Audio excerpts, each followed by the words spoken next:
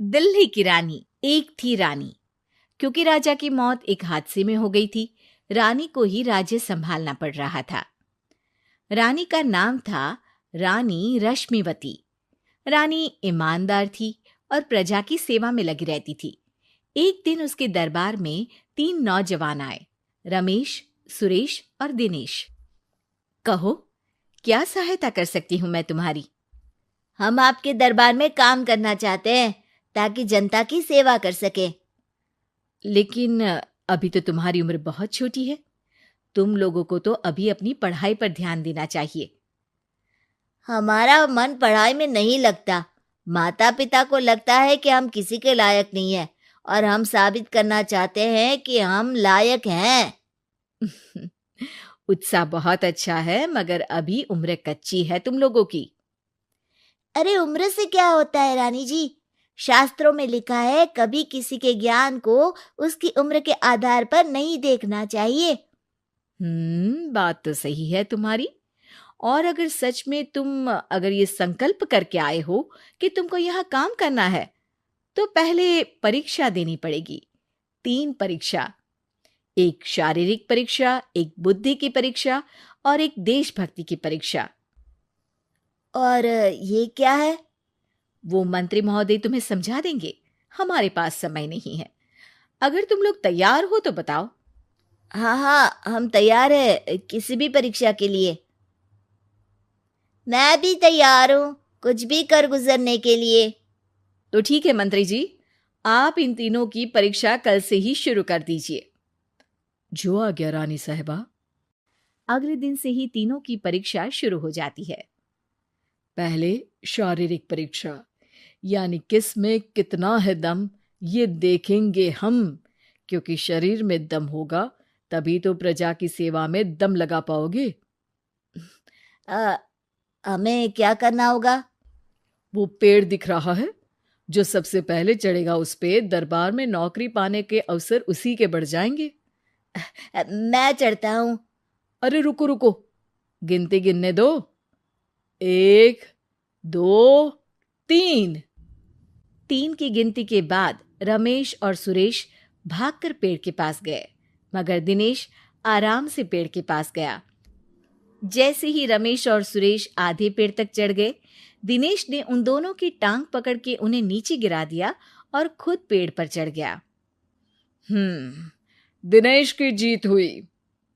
अरे लेकिन इसने बेईमानी की। बेईमानी नहीं की, बुद्धि लगाई। शरीर के दम के साथ दिमाग में भी दम होना चाहिए। क्यों मंत्री जी? हाँ हाँ, बात तो तुम्हारी सही है, लेकिन बात अगर बुद्धि की है तो बुद्धि की असली परीक्षा हम कल लेंगे। शाम को जाकर मंत्री रानी को सब बता देते हैं। यानी दिनेश उन सब में ज्यादा होशियार है। जी रानी साहिबा। अगले दिन तीनों की बौद्धिक परीक्षा का समय होता है।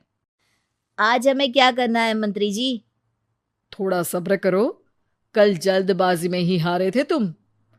सही कह रहे हैं मंत्री जी। अरे तू क्यों ज्यादा बोल रहा है? तू भी तो हारा था ना कल। ए दिनेश, ज्यादा होशियार मत बन।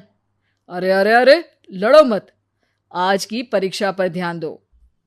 आज की बौद्धिक परीक्षा में ये कुछ बोरे हैं, कुछ में नमक है और कुछ में रुई। जिसको जो ले जाना है उठा लो। देखते हैं कि कौन जल्दी से कोई भी एक बोरा नदी के उस पार लेकर जाता है। समय शुरू होता है अब। तीनों बोरों की तरफ बढ़ते हैं। सुरेश, नमक की बोरी भारी है, ले जाने में मुश्किल होगी। हाँ हाँ, सही कह रहा है, रुई हल्की है, हम दोनों रुई लेकर चलते हैं। अरे भाई, मैं तो नमक लेकर जाऊंगा। रमेश और सुरेश ये सोचकर हंसते हैं कि आज तो दिनेश हार ही जाएगा।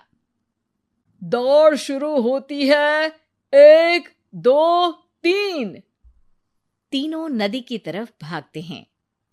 रुई में वजन कम होने के कारण रमेश और सुरेश आगे निकल जाते हैं और दिनेश थोड़ा पीछे।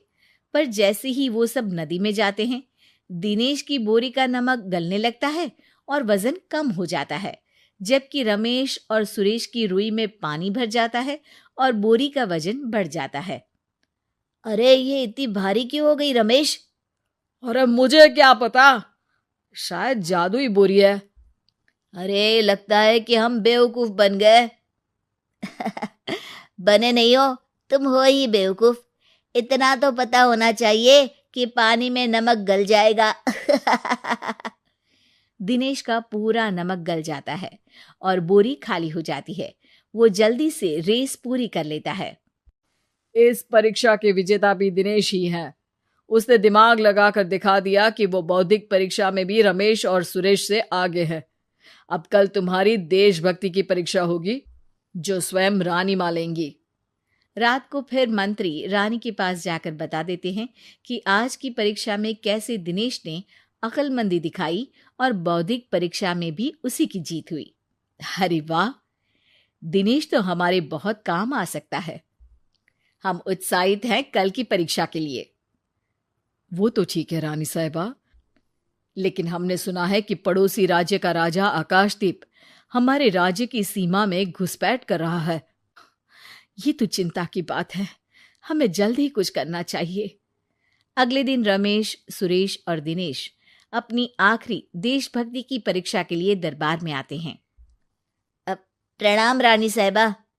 नमस्कार रानी जी। प्रणाम रानी माँ। हमने तुम्हारी परीक्षा पर गौर किया। दिनेश आगे हैं। हम तुम तीनों में से किसी दो को ही दरबार में काम दे सकते हैं। किसी एक को आज जाना होगा। तो देशभक्ति की परीक्षा के लिए तैयार हो? पूरी तरह से। मैं तीनों से एक ही सवाल करूंगी। जिसका जवाब सबसे सही लगेगा उसे तो नौकरी मिल ही जाएगी। फिर दूसरे सबसे सही जवाब देने वाले को भी काम मिलेगा। आप लोगों का समय शुरू होता है अब। ज्यादा सोचने का समय नहीं होगा। जो मन में पहली बात आए उसका जवाब दे। तो सवाल ये है कि तुम इस मिट्टी के लिए क्या कर सकते हो?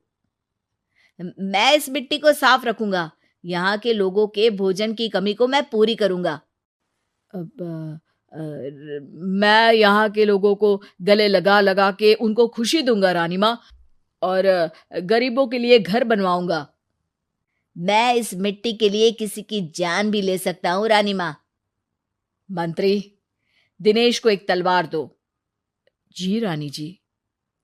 दिनेश, पड़ोसी राज आकाशदीप की जान तुम्हारे हाथ में है। जाओ, अपना काम पूरा करो। आज रात को तुम उस पर हमला करोगे जब वो सो रहा होगा। दिनेश वहां से चला जाता है। रानी माँ, ये आपने क्या किया? अभी किया नहीं है मंत्री जी। आप आकाशदीप को संदेशा भिजवाओ कि पड़ोसी देश का एक कातिल रात को उन पे हमला करेगा और दिनेश को पकड़वा दो।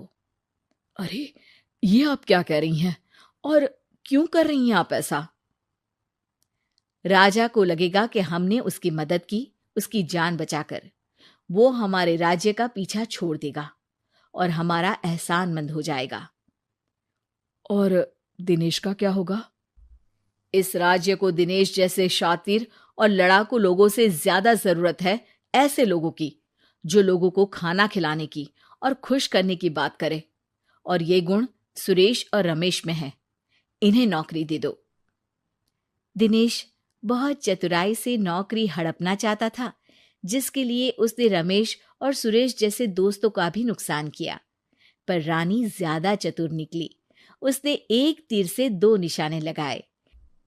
दिनेश जैसे खूंखार युवक को राज्य से बाहर करवा दिया और पड़ोसी राजा आकाशदीप को अपना एहसानमंद कर लिया। पूरा दरबार रानी की जय जयकार कर रहा था।